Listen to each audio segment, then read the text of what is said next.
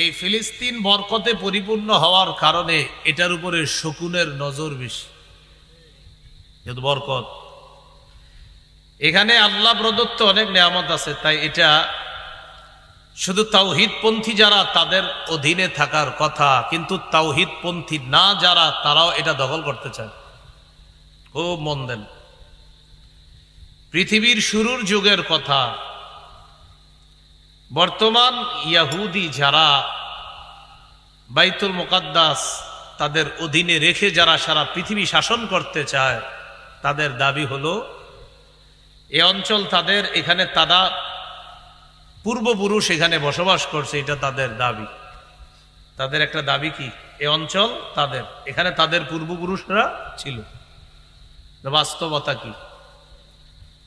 পৃথিবীর শুরুতে আপনার যখন কোনো দা, কুড়াল, কোদাল, খন্তা ইত্যাদি ধাতু আবিষ্কার হয় নাই, ওই যুগটাকে বলা হয় প্রস্তর যুগ। কি বলা হয়? পাথরের যুগ। ওই যুগে মানুষ শিকার করত, ধারালো পাথর দিয়ে প্রাণী শিকার করত। ওই যুগে মানুষ কয়েকটা বিষয় গুরুত্ব দিচ্ছে। এক নাম্বার, শিকার এবং খাদ্য সংগ্রহের দিকে মানুষ গুরুত্ব দিছে। এক, প্রাণী শিকার করবে, আর খাদ্য সংগ্রহ। দুই নাম্বার, কৃষি সম্প্রসারণ আর জনপদ বাড়ানো, এই দিকে মানুষ গুরুত্ব দিছে। কৃষি বাড়ানো, জনপদ এলাকা বাড়ানো। তিন নাম্বার, বিভিন্ন খনিজ পদার্থ ইত্যাদির মাধ্যমে বিভিন্ন ধাতু, দা, কুড়াল ইত্যাদি আবিষ্কার করা যায় কিনা, এদিকে চিন্তা ভাবনা করতে লাগলো তারা। ওই যুগে তাদের চিন্তা ভাবনা করার পর তারা বুঝতে পারল, তারা যেই বিষয়গুলা পৃথিবীতে নতুন নতুন আবিষ্কার করতে চায়, এই জাতীয় জিনিসগুলা আল্লাহ তাআলা ভরপুর দিয়ে রেখেছেন। বর্তমানে যাকে ফিলিস্তিন নামে আমরা চিনি, এই এলাকাটায় আল্লাহ নেয়ামতে, খনিজ পদার্থে ভরপুর করে রাখছেন। তখনও ফিলিস্তিনের নাম ফিলিস্তিন হয়নি। মানুষের প্রয়োজনীয়তা দেখা দিল, আমরা কোথায় পাবো এরকম জিনিস। আস্তে আস্তে মানুষ এই অঞ্চলে আসতে লাগলো। খ্রিস্টপূর্ব 3200 সনের কথা, তখন মানুষ ব্রোঞ্জ যুগে প্রবেশ করে। ব্রোঞ্জ কি? দেখবেন বিভিন্ন খেলায় স্বর্ণের মেডেল দেয়, রূপার মেডেল, আর ব্রোঞ্জ দেয়। ব্রোঞ্জ, এই ব্রোঞ্জের যুগে সর্বপ্রথম টিন আবিষ্কার হয়। টিন চিনেননি? আরে টিনের ঘর আছে না, এই টিন। এই খ্রিস্টপূর্ব 3200 সনে টিন আবিষ্কার হয়। আস্তে আস্তে আমরা যারে ফিলিস্তিন নামে চিনি, ওই এলাকায় আরব উপদ্বীপ থেকে একটা জাতি সেখানে বসবাস শুরু করে। সেই জাতিকে বলা হয় কেনানি। কি বলা হয়? তাহলে ইহুদিদের দাবি তারা প্রথমে ছিল, আর ইতিহাস বলতেছে কেনানিরা। ইহুদিরা কি বলে? আমরা। ইতিহাস কি বলে? কেনানি। কেনানিরা সেখানে বসবাস করা শুরু করার পর তাদের একটা অঞ্চলের নাম ছিল ফিনিশিয়ান সম্প্রদায়। আর একটা অঞ্চলে বসবাস করত আমরীয় সম্প্রদায়। একটা ফিনিশিয়ান, আমাদের দেশে কয় না খান বংশ, খন্দকার বংশ, অমুক বংশ, তুমক বংশ, এরকম আপনি মনে করে নেন। একটা সম্প্রদায়ের নাম ফিনিশিয়ান, আর একটার নাম আমরীয়। এই আমরীয় সম্প্রদায়ের একটা গোত্রের নাম ছিল হেক্সুস। কি নাম? হেক্সুস। এই হেক্সুস সর্বপ্রথম আল কুদস শহরের গোড়াপত্তন করে। আল কুদস, দেখবেন গজল আছে একটা, আল কুদসুলানা, একটা গজল আছে। এই আল কুদস শহরের গোড়াপত্তন করে তারা এটার নাম রাখছে ওর সালিম। এই প্রথম ওই অঞ্চলের নাম হয় ওর সালিম। কি নাম হয়? তাহলে আমরা কি জানলাম? কেনানি, এই কেনানিদের একটা সম্প্রদায়ের নাম হলো ফিনিশিয়ান, আরেকটা সম্প্রদায় বসবাস করত আমরীয়। আমরীয়দের একটা জাতির নাম হলো হেক্সুস। এই হেক্সুস জাতি সর্বপ্রথম একটা শহরের গোড়াপত্তন করে এটার নাম রাখছে ওর সালিম। এর কয়েকশো বছর পর ভূমধ্য সাগরীয় একটা দ্বীপ আছে, এই দ্বীপটার নাম ক্রিট। কি নাম? ক্রিট বানানটা আমি বলি, ক্রিকেট আছে না, ক্রিকেট। এই ক্রিকেটের কয়েকারটা ফালাইয়া দেন, ক্রিকেট কয়েকার ফালাইয়া দিলে কি থাকে? ক্রিট। এই ক্রিট ভূমধ্যসাগরীয় একটা দ্বীপ আছে, এই দ্বীপের নাম ক্রিট। এই ক্রিট দ্বীপ থেকে একটা সম্প্রদায় ফিলিস্তিনে যায়, তাদের নাম হলো ব্লেসড। কি নাম? ব্লেসড। এই ব্লেসড সম্প্রদায় ওর সালিম শহরের নাম রাখলো বালিস্তিন। কি রাখলো?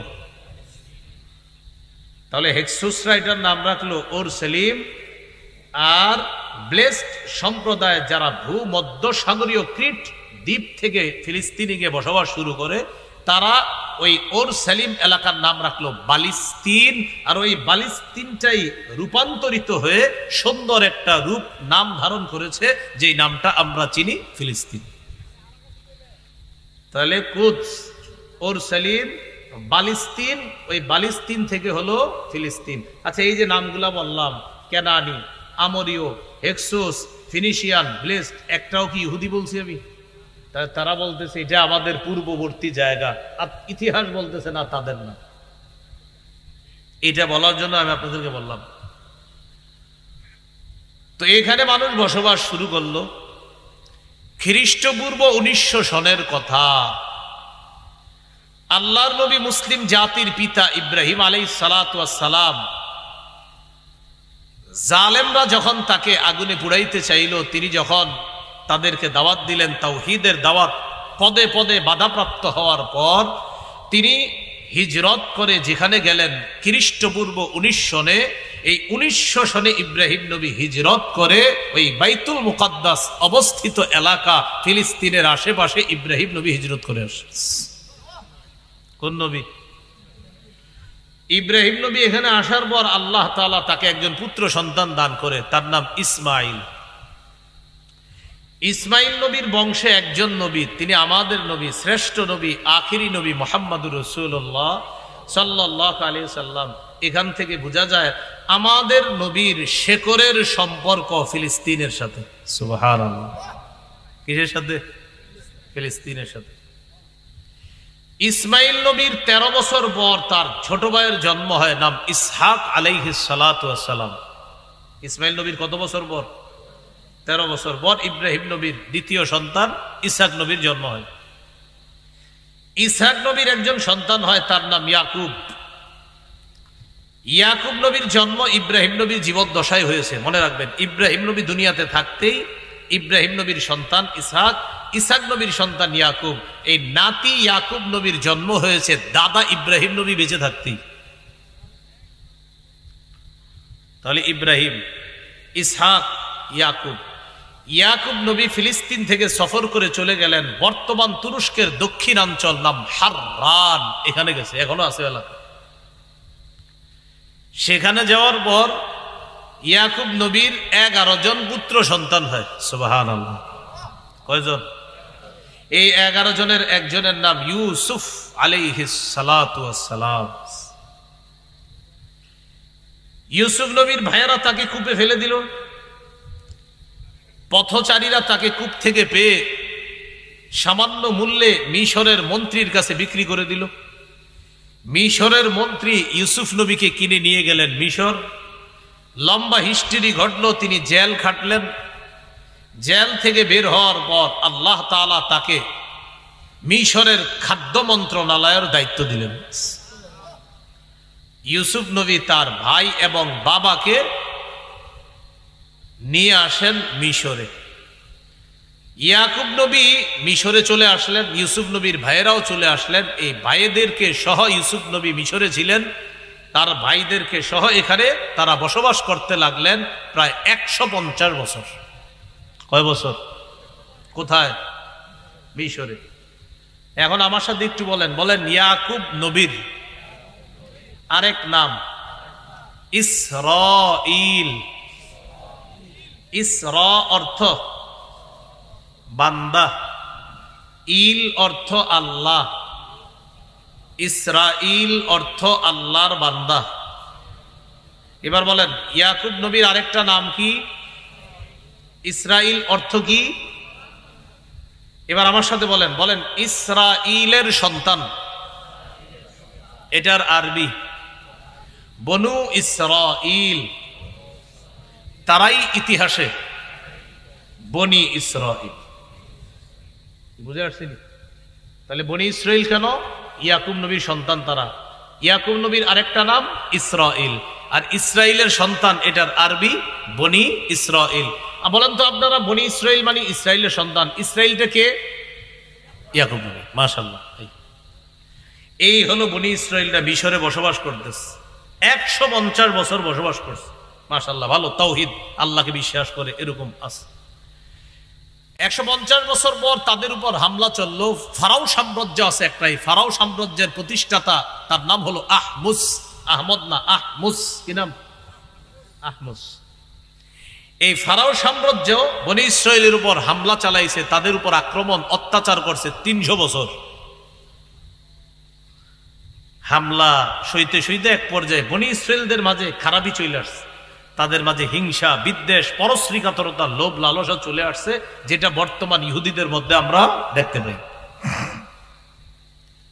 এদিক সেদিক তাকাইলে বুঝবেন না, পুরো আলোচনাটা বুঝেন। আমি কিন্তু আপনার 3 নাম্বার পয়েন্টে আছি যে কোরআনে বর্ণিত পবিত্র বরকতপূর্ণ জায়গা হলো ফিলিস্তিন। একটু মাথাটা ঠিক রাখেন। তাহলে খ্রিস্টপূর্ব 1900 সনে ইব্রাহিম নবী ফিলিস্তিনে আসলেন, তার সন্তান একজন ইসহাক, ইসহাক নবীর সন্তান ইয়াকুব, ইয়াকুব নবীর সন্তান ইউসুফ, ইউসুফ আলাইহিস সালাম তার ভাইয়েরা মিশরে ওই লম্বা ঘটনার মাধ্যমে আসলেন, 150 বছর থাকলেন। বনি ইসরাইল তাদেরকে বলা হয় কেন? ইসরাইল ইয়াকুব নবীর আরেক নাম, আর ইয়াকুব নবীর সন্তানদেরকে বলা হয় বনি ইসরাইল। সেই হিসাবে ইয়াকুব নবীর সন্তানদেরকে ইতিহাসে বলা হয় বনি ইসরাইল। তো 300 বছর তাদের উপর হামলা চলার পর তাদের মধ্যে খারাপই চলে আসলো। এইভাবে তাদের মাঝে আপনার শিরিক চলে আসছে, তাদের মধ্যে আল্লাহর তাওহীদ যে একত্ববাদে বিশ্বাস এটা চলে গেল। নাউজুবিল্লাহ বলেন। খ্রিস্টপূর্ব 1250-এ তাদের মাঝে মর্যাদাপূর্ণ একজন নবীর আগমন আল্লাহ ঘটালেন, তার নাম মূসা আলাইহিস সালাতু ওয়াস সালাম। কি নাম? মূসা আলাইহিস সালাম। মূসা আলাইহিস সালাতু ওয়াস সালামকে শত্রুর ঘরে আল্লাহ লালন পালন করলেন। মূসা আলাইহিস সালাতু ওয়াস সালামকে নবুয়ত দেওয়ার পর ফেরাউনের বাহিনী সর্বশেষ প্ল্যান করলো মূসা নবীর বাহিনী ইমানদার যারা তাদের উপর হামলা চালাবে। বনি ইসরাইল আগের অবস্থা থেকে ফিরে এসে মূসা নবীর দাওয়াতে অসংখ্য অগণিত বনি ইসরাইল আল্লাহর একত্ববাদে বিশ্বাসী হয়ে আবার দলে দলে অসংখ্য মানুষ তাওহীদের পতাকা তলে ঢুকে গেছে। তাহলে আবার বনি ইসরাইলের মাঝে তাওহীদ চলে আসলো কোন নবীর দাওয়াতে? মূসা নবী। মূসা নবীর শত্রুর নাম কি? ফেরাউন। যদিও ফেরাউনের নাম রামাসিস। কি নাম? রামাসিস। কিন্তু মিশরের যে আপনার প্রধান হইতো তার উপাধি ছিল ফেরাউন। আরো ফেরাউন আছে কিন্তু ওইগুলো সবচেয়ে নাম করে ফেলছে বেশি, এই জন্য ওর নাম ফেরাউন। যেমন অনেক মহিলাকে বলা হয় লেডি ফেরাউন, অর্থাৎ মহিলাদের মধ্যে যে সবচেয়ে ভয়ঙ্কর রূপ ধারণ করছে এরকম মহিলাকে কি বলা হয়? লেডি ফেরাউন। কিন্তু ফেরাউন মানে হলো আপনার অনেক খারাপই যার মধ্যে থাকে, এরকম তাদেরকে আপনার বর্তমানে আমরা তাদেরকে ফেরাউন বলে চিনি। আসলে হলো মিশরের যারা প্রধান হতো তাদের উপাধি হইতো কি? ফেরাউন। কিন্তু ওই নিকৃষ্ট ফেরাউন তার খারাপির মাধ্যমে এমন জায়গায় পৌঁছেছে এখন মানুষ বলে তুই একটা ফেরাউন, মানে ফেরাউন দিয়ে বুঝায় খারাপ। আসলে এটা ছিল একটা উপাধি। এই ফেরাউনের বাহিনী মূসা নবীর বাহিনীর উপর হামলা চালাবে প্ল্যান করলো। আল্লাহ জানায়া দিলেন, وَأَوْحَيْنَا إِلَى مُوسَى أَنْ أَسْرِ بِعِبَادِي إِنَّكُمْ مُتَّبَعُونَ। আমি মূসাকে ওহী প্রেরণ করে জানায়া দিলাম, রাতের বেলা আমার বান্দাদেরকে নিয়ে আপনি বের হয়ে যান, আপনাদেরকে ধাওয়া করা হবে, ফেরাউন বাহিনী আপনাদেরকে ধাওয়া করবে। মূসা নবী আর তার বাহিনী রওনা করতে চলে গেলেন। রওনা করে যাইতে যাইতে লোহিত সাগর পারে গিয়ে দাঁড়াইছে। সামনে নদী, পিছনে শত্রু। মূসা নবীর বাহিনী তাকায় দেখে ফেরাউনের বাহিনীকে দেখা যায়। আল্লাহ বলেন, ফালাম্মা তারা আল জামআন ক্বালা আসহাবু মূসা ইন্না লামুদরাকুন। দুই দল যখন দুই দলকে দেখতে লাগলো, মূসা নবীর বাহিনীতে যারা আছে মুমিনরা তারা বলল, মূসা ইন্না লামুদরাকুন, আমরা ধরা খেয়ে গেলাম। মূসা নবী জবাব দিলেন, কাল্লা, কখনো না, ইন্না মাইয়া রাব্বি সায়াহদিন, আমার সাথে আমার রব আল্লাহ আছেন, তিনি আমাকে রাস্তা দেখাবেন। আল্লাহ তাআলা নদীকে হুকুম করলেন, সমুদ্রকে হুকুম করার পর সমুদ্রের মাঝ দিয়ে 12টা রাস্তা আল্লাহ তৈরি করে দিলেন।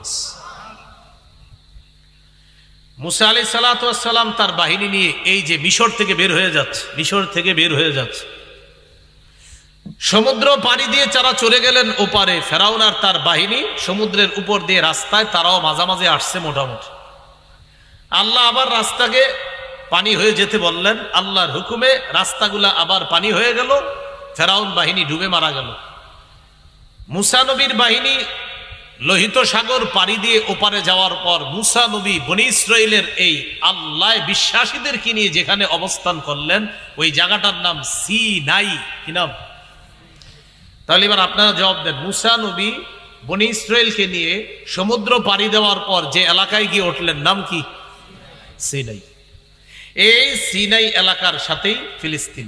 সুবহানাল্লাহ। মানে ফিলিস্তিনের একটা প্রাচীর আছে, এই প্রাচীর দিয়ে ঢুকলেই ফিলিস্তিন। মুসা নবী বনী ইসরাইলকে বুঝাইল যে বাইতুল মুকাদ্দাস বর্তমানে মূর্তি পূজারীদের দখলে, যারা আল্লাহর একত্ববাদে বিশ্বাসী না তাদের দখলে। চলো আমরা জিহাদের মাধ্যমে আল্লাহর ঘরটা উদ্ধার করে আবার পুনরায় আল্লাহর ইবাদত এই বাইতুল মুকাদ্দাসে শুরু করি। সুবহানাল্লাহ।